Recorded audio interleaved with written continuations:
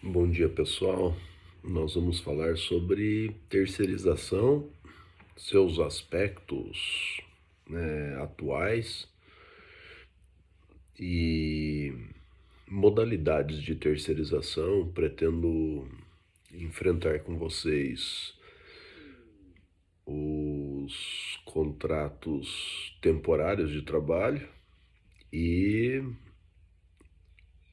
as cooperativas de trabalho, tá? Que são duas formas muito comuns de terceirizar a atividade. Mas para a gente poder chegar lá, é importante que nós passemos por um desenvolvimento histórico da terceirização, conceito, suas vantagens, desvantagens, as alterações legais provindas da reforma trabalhista, o que a súmula do TST acabou sedimentando em torno da terceirização e o que houve de reforma do direito simulado, tá? Então vamos lá. O que é uma terceirização, né? A terceirização, ela é uma relação triangular que envolve um tomador de trabalho, uma pessoa física ou uma pessoa jurídica, uma empresa prestadora de serviços, que é uma outra, um outro sujeito dessa relação triangular. Necessariamente deve ser uma empresa, tá? Agora segundo a legislação, e um trabalhador, um empregado. O empregado é empregado dessa empresa intermediária, da prestadora de serviços. Esse empregado da prestadora de serviços vai colocar a sua mão de obra, a sua energia de trabalho em benefício do tomador. Por isso, a relação é triangular.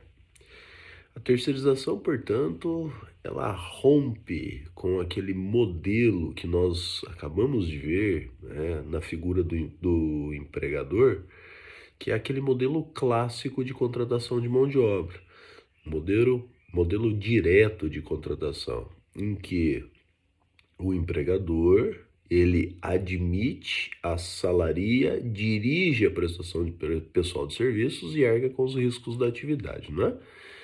Aqui há uma fragmentação no processo de contratação da mão de obra. Um terceiro tomador, ao invés de fazer a contratação direta de um empregado, ele vai contratar uma empresa que, por sua vez, fará a contratação de um empregado, né? Esse empregado, ele verterá sua energia de trabalho para o tomador, né? Então é uma típica fragmentação na contratação, né?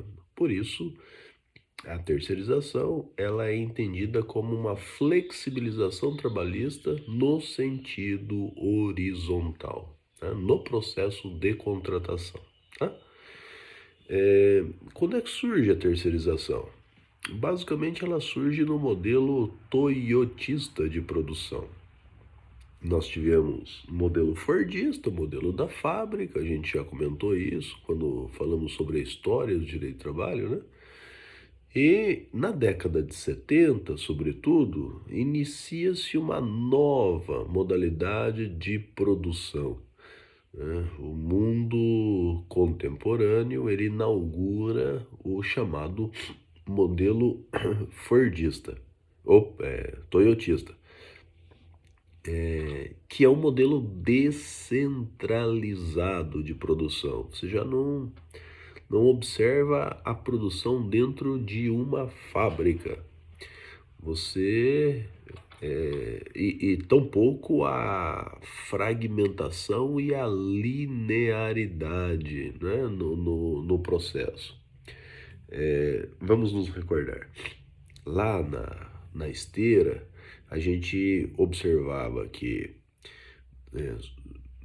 sobre a esteira, ia atravessando todas as etapas do processo produtivo. E a esteira estava dentro de um chão de fábrica, né, de uma indústria, num determinado local. Então, o João colocava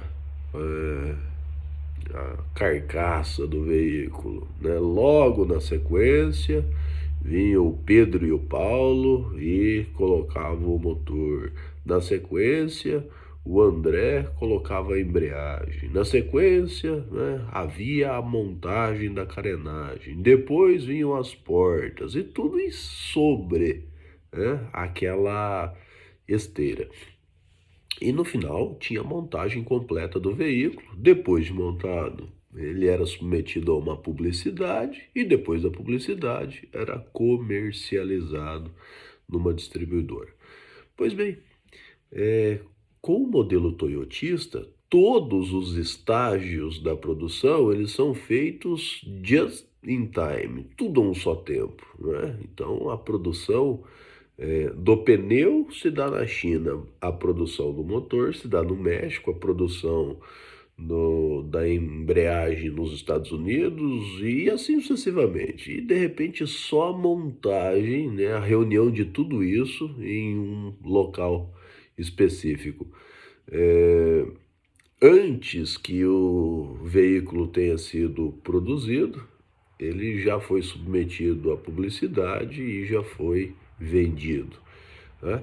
E exatamente por conta dessa fragmentação do processo produtivo, né, essa modalidade de produção tudo a um só tempo, que é descentralizada, ela é globalizada, é global, né, acontece em todos os recantos do mundo, passa a ser comum a terceirização. Então, uma empresa que tempera o vidro e faz o blindex, o para-brisas de um veículo. Tem lá os seus empregados, né? A empresa que desenvolve a bomba injetora, a Bosch, tem os seus empregados. A empresa que desenvolve os amortecedores, COFAP, tem os seus e assim sucessivamente. E todos eles, em última análise, estão prestando serviços, dirigindo a sua força produtiva para a Ford ou para a Chevrolet, tá? Isso ilustra bem, né, a montagem automotiva e ilustra bem a terceirização. Portanto, esse é um fenômeno que surge com a globalização econômica, o fenômeno terceirização, e com esse novo padrão de produção, que é uma produção tudo a um só tempo, tá? Pois bem, quais seriam as vantagens da terceirização? Quem defende as vantagens da terceirização o fará salientando que a técnica de terceirização ela permite uma empregabilidade formal mais expressiva, né? São gerados muitos outros empregos. Isso também representa uma qualificação de mão de obra, porque via de regra as empresas terceirizadas elas terão uma especialidade, uma especificação daquilo que produzirão ou dos serviços que prestarão. Por consequência, os seus empregados teriam uma qualificação maior de mão de obra. Assim, visto pelo outro lado, o lado dos trabalhadores, há quem aponte grandes desvantagens, tá? Grandes prejuízos. Primeiro, de que há uma precarização, né, da relação empregatícia.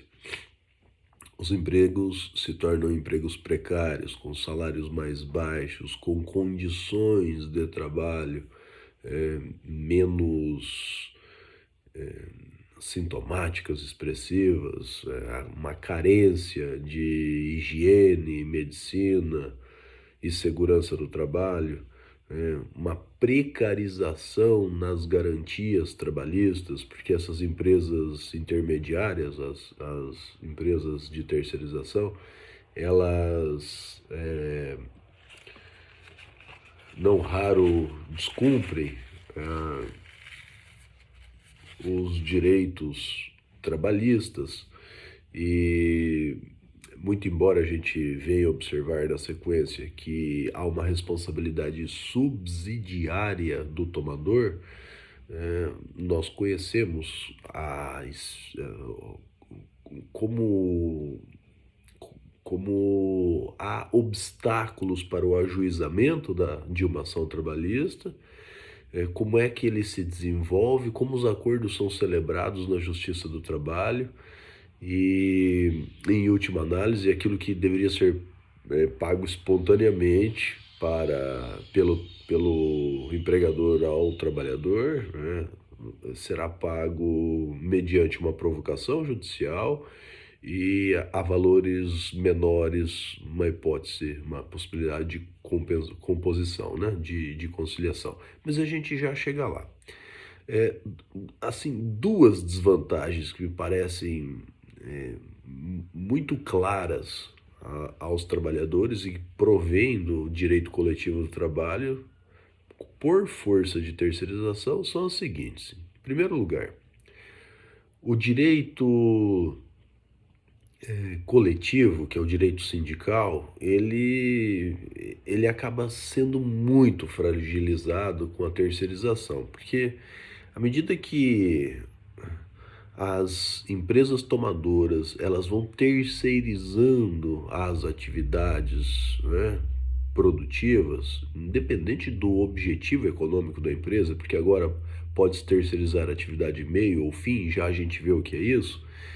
O fato é que haverá uma fragmentação daquilo que se convencionou na CLT chamar-se categoria profissional. Um empregado no direito brasileiro, ele é representado por um sindicato porque pertence a uma categoria. Categoria profissional é a reunião de empregados que se aglutinam para objetivos da classe, da categoria, e eles se aglutinam, eles se reúnem a partir do fim econômico do seu tomador de trabalho, tá? Do seu empregador. Então, os vigilantes, eles se aglutinam em torno da atividade desenvolvida pela Embrazeg. A Embrazeg é uma empresa que presta serviços de vigilância. Mas vamos pensar aqui a Faculdade de Maringá. Se ela não terceiriza, ela contrata o empregado diretamente, contrata o professor, contrata a auxiliar da secretaria, contrata a telefonista, contrata o vigilante, o seu José lá, né? Enfim, ela faz toda a contratação direta, sem terceirizar, né, parte desses serviços de que se vale. Todos esses empregados se aglutinam em torno da atividade econômica do seu patrão, que é o serviço, a prestação de educação no serviço superior. Os empregados, eles têm uma relação de aglutinação muito maior do que se a Faculdade de Maringá terceirizasse os serviços de vigilância, e aí os vigilantes já não pertenceriam mais ao mesmo grupo de trabalhadores enquanto categoria, a cozinheira já não pertenceria mais e a auxiliar administrativa já não pertenceria mais, tudo dependendo das terceirizações feitas. Isso significa fragilização dos grupos. Há uma expressão que romana lá dos anglo-saxões, trade union, né? A união que faz a força. A terceirização, ela quebranta essa força da união, porque ela fragmenta os grupos, tá? Fragmentados os grupos, as negociações coletivas, o direito de exercer a greve, eles são completamente combalidos, né? Eles se tornam tão frágeis quanto as categorias fragmentadas. Essa sem dúvida, a maior desvantagem da terceirização. Eu diria para vocês que o enfraquecimento da greve e as negociações coletivas decorreram das terceirizações. Para os tomadores que fazem a contratação, não há dúvidas de que há uma vantagem inequívoca no barateamento da mão de obra, né, enquanto fator de produção. Imagine vocês, se a Faculdade de Maringá contrata diretamente o vigilante, ela não só deve contratá-lo, como treiná-lo, como aparatá-lo em equipamentos, comprar o colete, e comprar a arma e a munição. Ao passo que, fazendo a contratação da Embraseg, esse treinamento, o armamento, os equipamentos de proteção e etc. são todos fornecidos pela empresa de terceirização, né? Vocês poderiam até dizer, ué, mas a Embraseg não vai receber da Faculdade de Maringá por isso? Vai, mas esse custo fica bem diluído, né? Porque a Embraseg não presta serviço só para a Faculdade de Maringá, presta serviço para muitas outras empresas na cidade de vigilância e, por consequência, há uma diluição nesse preço, né? Nesse custo, tá? Bom, vistas as vantagens e as desvantagens, vamos então à legislação. O que é que permite a terceirização no direito brasileiro? O artigo 170 da nossa Constituição, que fala do princípio da livre iniciativa, ele admite que aquele que se propõe a lucrar no território brasileiro o faça de acordo com os seus próprios critérios, desde que não lese a dignidade humana e a ideia de um pleno emprego. Aquele que se põe no mercado para a aquisição do lucro, ele pode fazê-lo como melhor lhe aprouver. Então, do ponto de vista genérico, macro, a terceirização ela é legítima, tá? A Constituição ela admite. Por quê? Porque a técnica para explorar a atividade econômica ela fica a cargo daquele que se dispõe a lucrar no Brasil. Ele pode fazer contratação direta ou ele pode fazer contratação intermediada pela terceirização. Essa é a ilação que se extrai de uma leitura mais profunda do 170. O que não pode é que esse tomador que se propõe a terceirizar, ele ratifique, ele chancele, ele tolere uma forma muito precária de prestação de serviços por parte de trabalhadores, porque isso é vedado pelo inciso 8 do artigo 170, tá? Então existe um limite no artigo 170, que é a busca do pleno emprego, tá bom? Bom, do plano infraconstitucional, nós tivemos algumas legislações que iniciaram a técnica da terceirização em setores muito específicos, tá? Então, nós tivemos na década de 80 uma legislação que admitiu a terceirização no setor de vigilância bancária. Essa foi, aliás, a primeira legislação trazendo terceirização como uma técnica de contratação e foi desenvolvida para o setor bancário. Já em 1974, a Lei 6.019, ela previa um modelo de contrato que a gente vai falar na sequência, que se chama contrato temporário de trabalho, em que uma empresa contratava uma agência de serviços temporários, que é um modelo específico, né, de empresa, para que essa agência de serviços temporários colocasse à disposição do tomador alguns ou muitos, né, trabalhadores temporários por um período, na origem 90 dias, e diante de situações muito pontuais, né, substituição de pessoal permanente ou acréscimo extraordinário de serviços. Alguns doutrinadores de direito do trabalho entendiam que essa seria uma técnica de terceirização, por se tratar de uma relação triangular.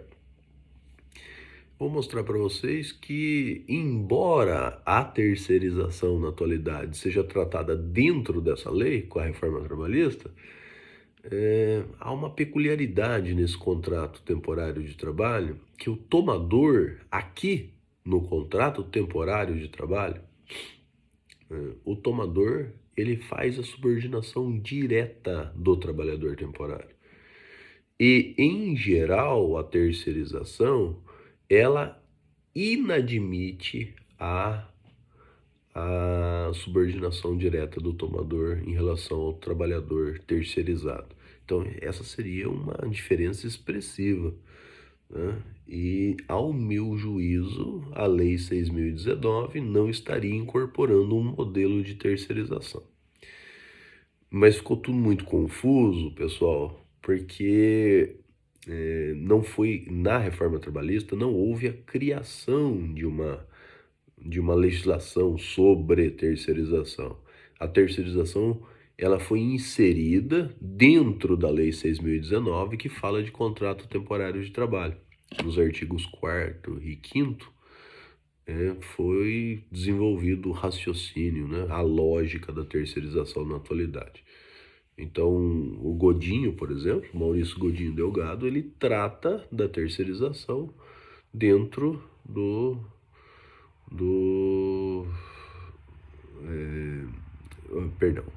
ele trata o contrato temporário de trabalho como uma modalidade de terceirização, tá bom? Pois bem, então, como eu disse para vocês, havia legislação, uma legislação por aproximação, essa 6.019, de 74, depois a legislação da década de 80, e aí surge o primeiro enunciado do TST, uma súmula 256, que ela pontuava que as atividades de asseio, limpeza, conservação e segurança pudessem ser terceirizadas. Eram só essas as atividades, né, submetidas à terceirização no direito brasileiro. Isso na década de 80, tá? E na década de 90 surgiu uma súmula, a súmula 331, que acabou expandindo a possibilidade de terceirização para todas as atividades meio de uma empresa tomadora. Vamos entender isso. A Faculdade de Maringá, quando ela se coloca, né, no mercado da educação, ela põe-se para prestar serviços de educação superior, né, e faz dessa prestação de serviços o seu lucro imediato. Então, o fim social do contrato social da empresa, o fim econômico do contrato social da empresa é exploração da prestação de serviços em educação superior. Essa é a atividade fim. né? Essa é a que lhe gerará o lucro, tá? Assim como um depósito de material de construção.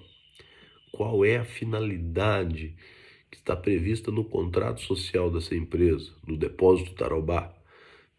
É a venda, comercialização de materiais para a construção. Essa é a atividade fim.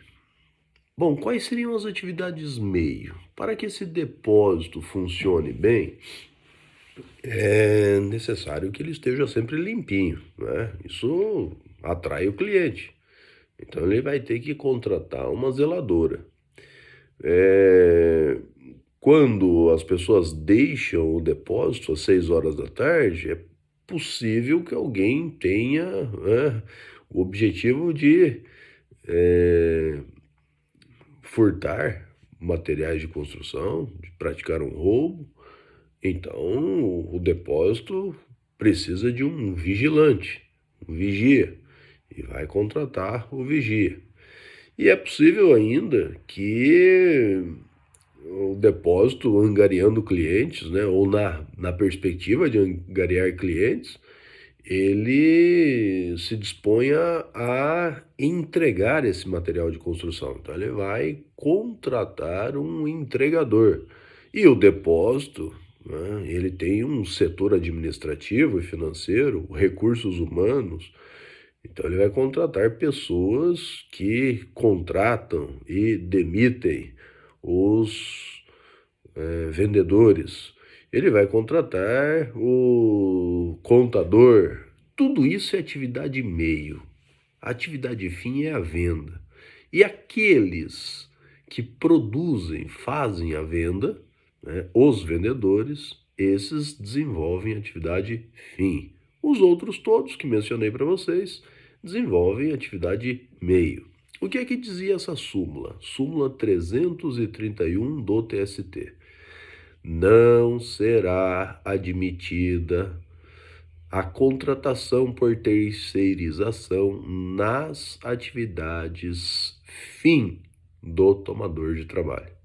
Então, o depósito ele poderia terceirizar todos os setores meio de apoio, mas a atividade principal, a que gera o lucro, a chamada atividade fim, né, do fim econômico da empresa, tomadora, essa não poderia ser terceirizada, tá?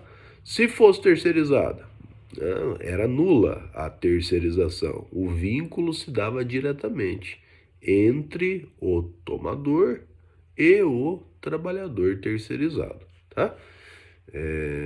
Isso é o que prescrevia a súmula 331, inciso 3 do TST.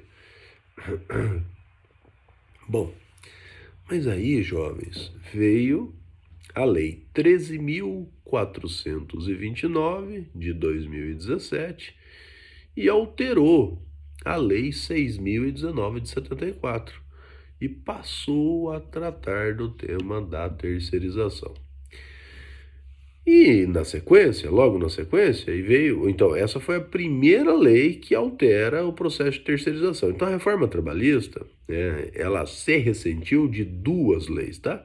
Uma primeira, que falou só sobre terceirização nas atividades econômicas, alterando a lei 6.019/74, foi essa, 13.429, e depois vem a lei da terceirização, que a gente, a reforma trabalhista, genérica, na 13.467, 13.467, de 2017, ela foi promulgada em 13 de julho de 2017, e aí houve uma alteração expressiva da terceirização de serviços, tá? Sanando as omissões da Lei 13.429. Hoje vocês vão encontrar todas essas leis dentro da Lei 6.019 de 74 com essas alterações. Tá? Essas alterações da 13.429 e 13.467, elas criam artigos incisos e parágrafos na Lei 6.019 de 74, tá? Tudo bem? Então vamos lá. O que é que aconteceu, né? Aconteceu o seguinte: as terceirizações, elas passaram a contemplar possibilidade de contratação intermediada em todos os setores da empresa tomadora. Então agora não é mais necessário fazer a distinção meio e fim. Atividade de apoio ou atividade meio e atividade final, atividade lucrativa. Por quê? Porque tudo poderá ser objeto de terceirização a partir da reforma trabalhista. Isso quero dizer para vocês que foi submetido a controle de constitucionalidade logo na sequência, tanto por recurso extraordinário quanto por ADPF. Tá? E o Supremo confirmou a constitucionalidade da reforma trabalhista.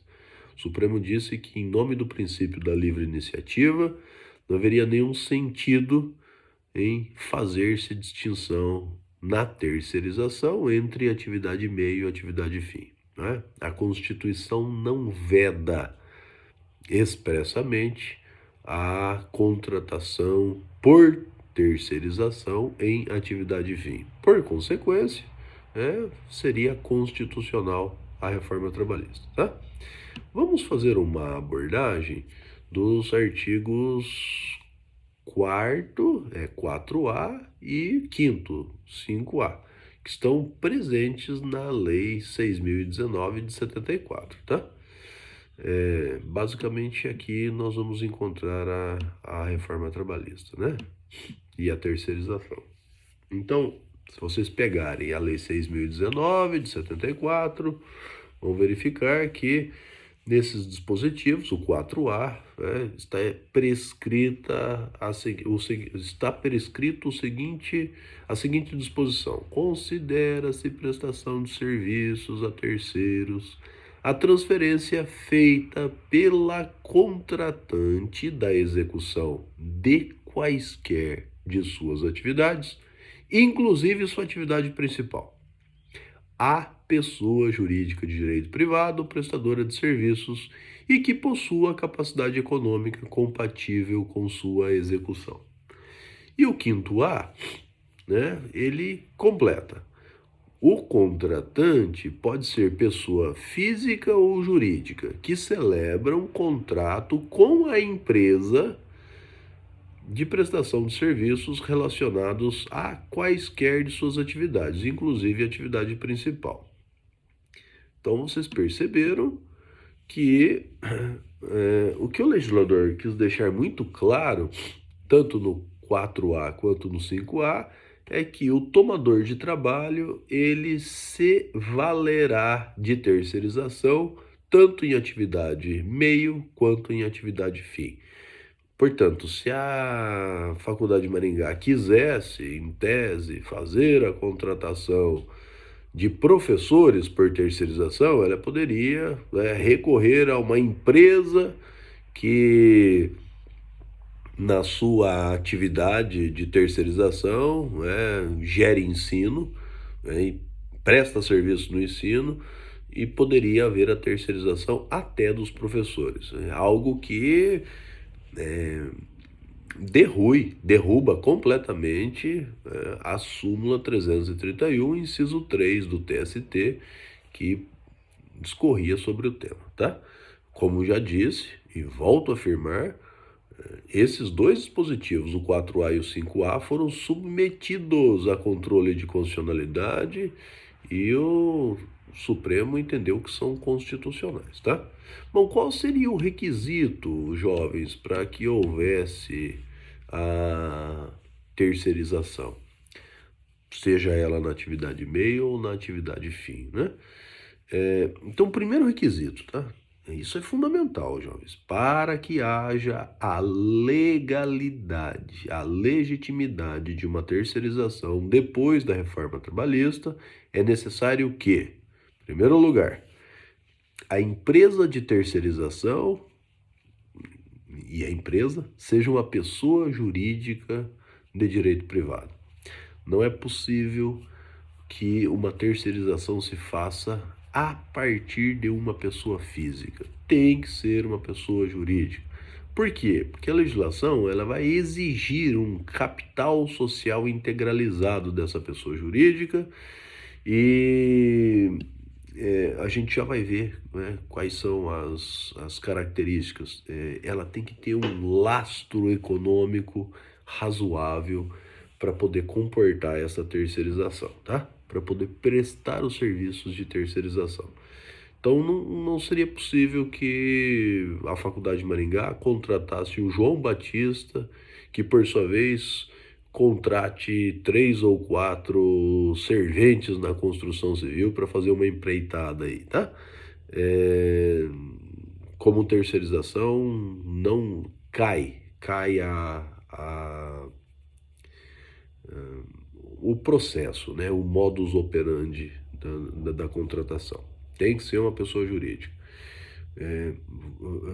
Vejam lá, né, que o artigo 4A ele diz com capacidade econômica, tá? A capacidade econômica da empresa prestadora de serviços compatível com sua execução, tá?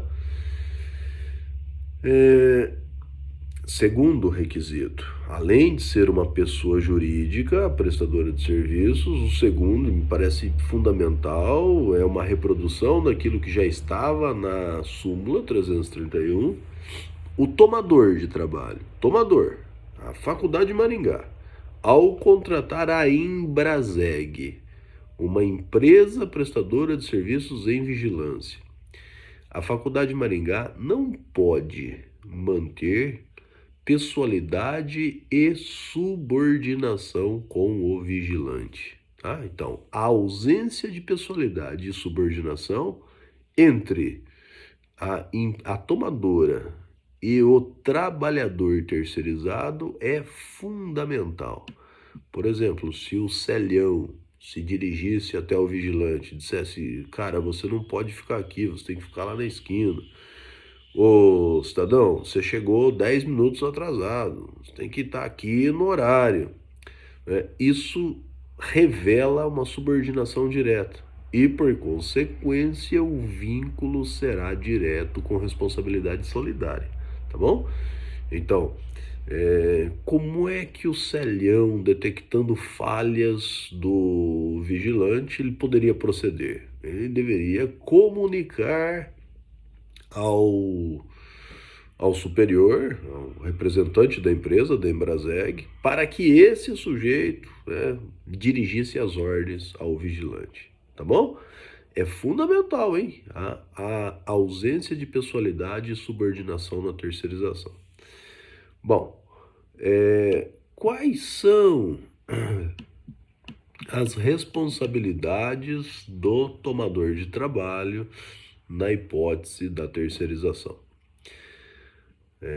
O tomador, Faculdade de Maringá, contratando a Embraseg para colocar à sua disposição um vigilante, não estaria imunizada de responsabilidade trabalhista. Ao contrário, de acordo com o artigo 5º, letra A e parágrafo 5º, todos da Lei 6.019 de 74, a responsabilidade do tomador é subsidiária. Ela atende ao benefício de ordem, né? E arcará com essa responsabilidade, claro, em forma subsidiária, de direitos trabalhistas, de direitos previdenciários, os recolhimentos previdenciários, e inclusive das obrigações de natureza civil, as indenizações eventuais decorrentes da relação de trabalho, tá? Então, isso já tinha previsão na súmula 331, inciso 4, né? O inadimplemento de obrigações trabalhistas por parte do patrão, do empregador, da empresa de terceirização, implica a responsabilidade subsidiária do tomador, da Faculdade de Maringá, quanto àquelas obrigações, tá? O que se exige, aí é uma questão processual, Exige-se lá na ação trabalhista, por parte do empregado terceirizado, que a empresa tomadora esteja no polo passivo da ação. Então, quando o João, o vigilante, vai mover a ação contra a Embrazeg, moverá contra a Embrazeg e contra a Faculdade de Maringá, tá? Que era a tomadora do serviço. Por quê? Porque na sentença o juiz tem que reconhecer, né, que há uma relação, uma terceirização, e ele, o juiz, vai imputar ao tomador, a Faculdade de Maringá, uma responsabilidade subsidiária. Eventualmente, na fase de execução, se a Embrazeg não tem condições econômicas de satisfazer o pagamento do empregado, do exequente, do autor da ação, aí, subsidiariamente, no segundo momento, vencidas todas as possibilidades de que esse empregado receba da empresa de terceirização, aí ele se dirigirá, já na execução, contra o tomador. Tá claro isso? Eu não posso me dirigir diretamente ao tomador. É necessário que eu esgote todos os meios legais possíveis para receber o meu crédito da empresa de terceirização. Aí só no segundo momento é que me dirigiria à empresa tomadora, tá? Pois bem, também, jovens, é importante salientar que a terceirização poderá ocorrer na esfera pública, tá? Então, só vou abrir aqui a lei para vocês, vou falar com vocês aqui. No setor público, a terceirização é absolutamente legítima. E via de regra, essa terceirização se faz por licitação, né? Tá? Então, vamos imaginar aí que o setor público, o município, o Estado, União, Distrito Federal, esteja disposto a fazer a coleta do lixo por terceirização. Então, o prefeito do município de Maringá, né, através dos seus órgãos oficiais habilitados, ele, né, lance um anúncio para a licitação na execução dos serviços de coleta de lixo. Tudo bem? Então, há uma lei, a legislação é a 8666 de 1993, é a lei das licitações, e ali nós vamos observar que aquele que ganha a licitação, ele presta os serviços ao ente público, mediante uma retribuição, mediante um pagamento, né? Então é um contrato licitado para execução de prestação de serviços, né? De uma pessoa jurídica de direito privado ao município, a pessoa jurídica de direito público, município, estado ou união. Diz a legislação, a 8666, né, no artigo 72, 71 e 72, que os direitos trabalhistas, tributários, previdenciários e etc, etc, não serão arcados pelo ente público nos processos de licitação, tá? Então, a legislação exclui completamente de responsabilidade o ente público nas licitações. Bom, daqui surgem duas questões bem interessantes. A primeira questão é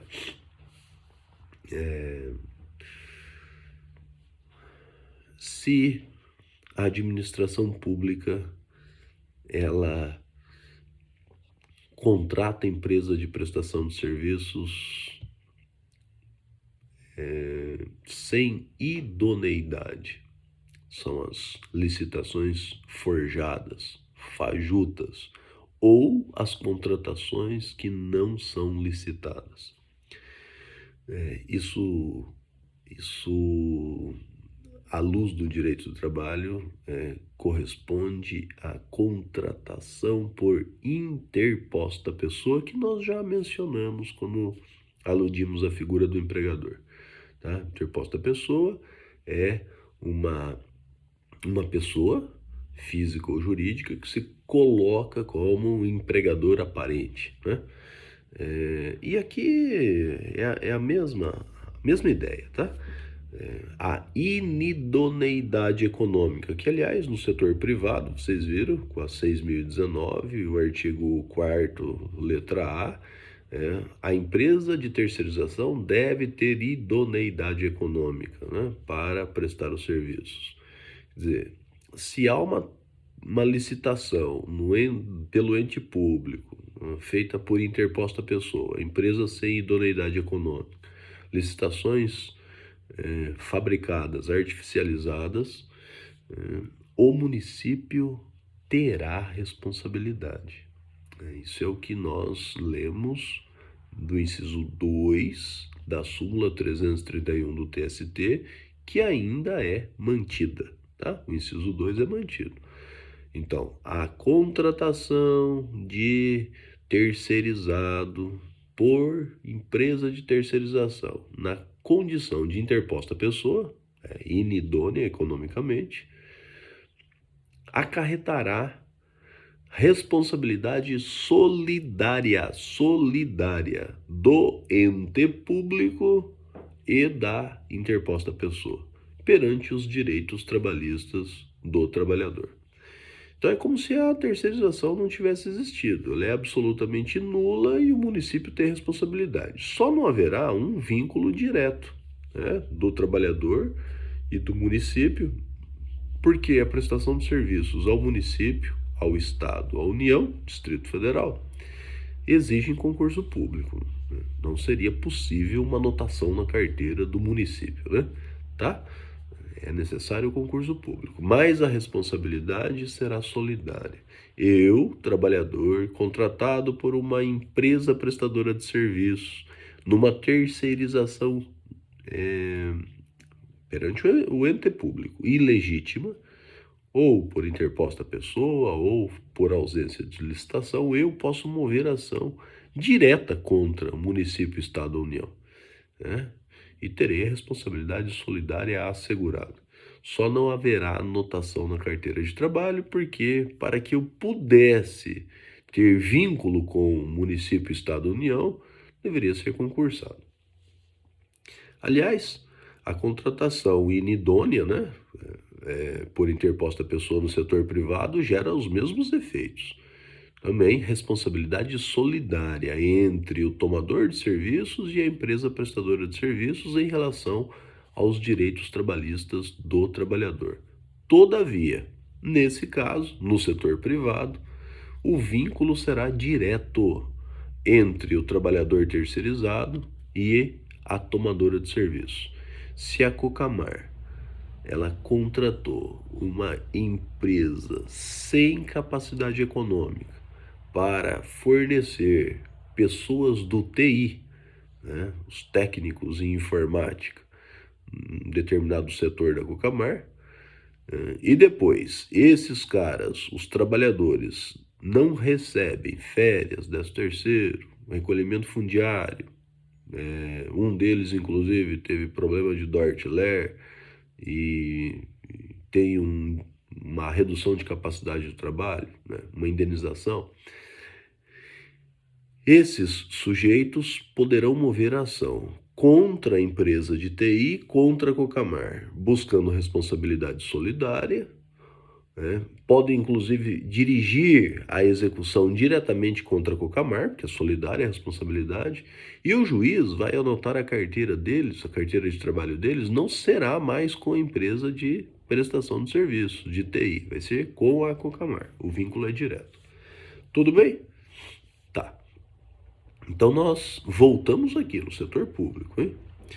Havia dito para vocês que no setor público, havendo uma licitação legítima, empresa idônea, que tenha logrado êxito na terceirização, para prestar os serviços por licitação, não há responsabilidade trabalhista, previdenciária, tributária, de direitos reais e pessoais, em relação ao ente público.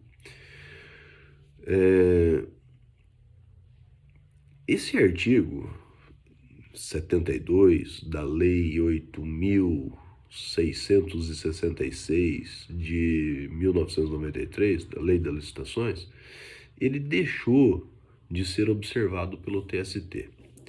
O TST dizia que era um absurdo que o sujeito que trabalhasse para a esfera pública, mediante terceirização, não pudesse receber os direitos trabalhistas, por conta de um dispositivo legal que era marcadamente discriminatório. Porque no setor privado existe responsabilidade subsidiária e no setor público não existe responsabilidade alguma? Eu estou falando de licitações legítimas, de empresas, e a princípio eram empresas que gozavam de idoneidade econômica e por algum motivo deixavam de pagar os seus empregados, né? Então o TST, ele começou a tratar com isonomia as consequências da esfera privada à esfera pública. Ou seja, se os empregados da empresa licitada não recebem da empresa licitada, eles podem mover ação trabalhista contra a empresa, contra o ente público, tentarão receber da empresa, e se não conseguirem receber da empresa, subsidiariamente receberão do ente público. Aí um estado, não me recordo qual, penso que seja Rondônia, tá? Move uma ação direta de constitucionalidade, buscando do Supremo a declaração de constitucionalidade dos artigos 71 e 72 da Lei 8666 de 93. Para dizer assim, se a lei excluiu a responsabilidade do ente público nas terceirizações legítimas, o ente público não pode responder nem subsidiariamente, né? E, pasmem os senhores, o Supremo declara a responsabilidade, tá?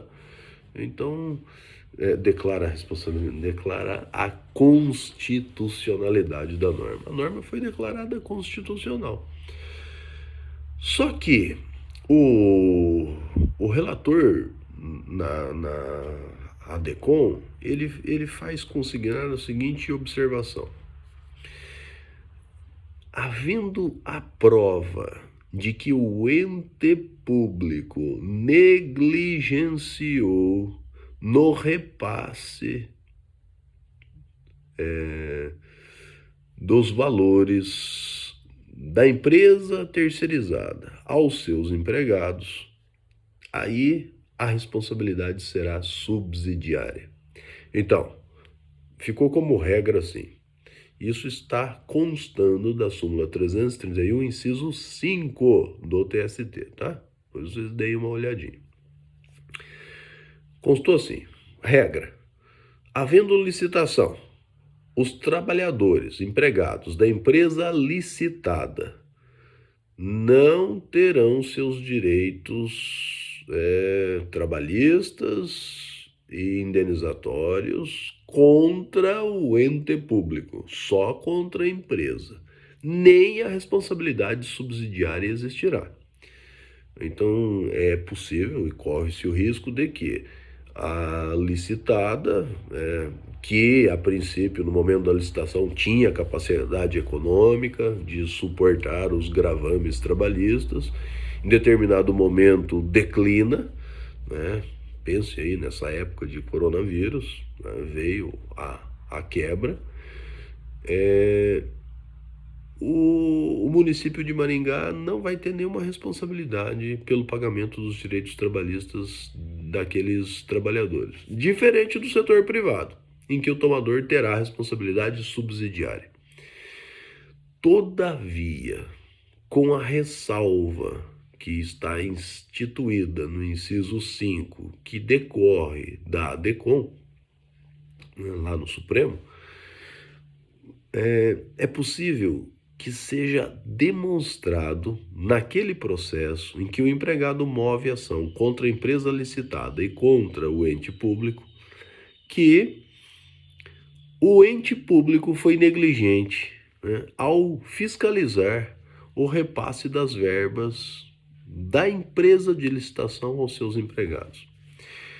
Em última análise, o que é que se espera dos municípios do Estado e da União? Né? Que exista um setor em que o servidor público ele faça uma auditoria sobre as empresas de licitação periodicamente, detectando se houve ou não repasse de verbas, né, daquilo que eles pagam. Né? Vamos lá, nós estamos no mês de maio. No dia 15 de maio vence o valor do contrato de licitação do município de Maringá em relação à empresa que faz merenda para as escolas municipais. Pensemos assim.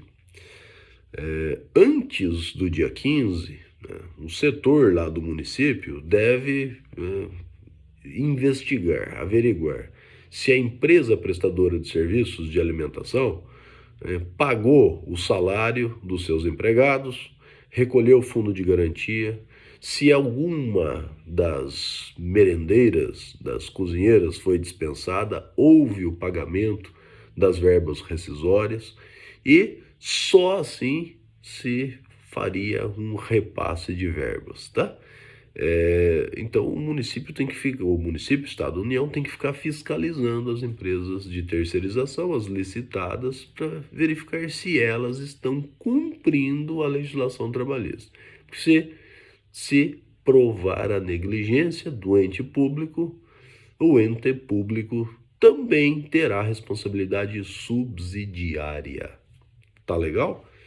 Bom, para a gente terminar, pessoal, há aqui na legislação, o artigo 4b da Lei 6.019/74, ele exige, né, que a pessoa jurídica prestadora de serviços terceirizados, que é a empresa de terceirização, né, eu falei para vocês sempre, uma pessoa jurídica, tenha capacidade econômica e ele torna objetiva essa capacidade econômica, tá? Então ele fala do capital social. Opa, deu um crepe aqui. O capital social, cito para vocês aqui, ó. Agora vamos terminar no escuro, tá? Para eu não ter que ver o que aconteceu. Empresas com até 10 empregados têm que ter um capital social mínimo de R$ 10.000. Empresas com mais de 10 empregados e até 20, um capital social de 25.000. Empresas com mais de 20 até 50 empregados, um capital mínimo de 45.000. Empresas com mais de 50 e até 100 empregados, um capital social de 100.000. Empresas com mais de 100 empregados, um capital social mínimo de 250.000. Isso é que confere capacidade econômica às empresas, para que elas não sejam classificadas como interpostas pessoas. Porque, de acordo com a súmula 331, inciso 1, a terceirização por interposta pessoa, ela gera vínculo empregatício direto com o tomador e responsabilidade subsidiária. Isso a gente já havia dito. Então, nós concluímos a nossa aula sobre terceirização. Há um trabalho para vocês realizarem a propósito. Qualquer dúvida, me mandem um e-mail. Nós temos o grupo da turma agora, né? Tá? E vamos discutir sobre isso. Tá? Eu espero que vocês tenham uma boa semana e até a nossa próxima aula. Aí a gente fala das duas modalidades de terceirização, tá? Das cooperativas de trabalho e eu tinha falado de cooperativas de trabalho. Falaremos um pouquinho sobre empreitada Franquia, eu falo qualquer coisa, embora não seja uma terceirização, a gente vai ver, não repercute direitos trabalhistas, é muito comum, né? As franquias. Na próxima aula, a gente dá sequência ao nosso tema, tá? E falaremos em contratos temporários de trabalho também, para mostrar que há uma distinção sutil com a terceirização. Grande abraço.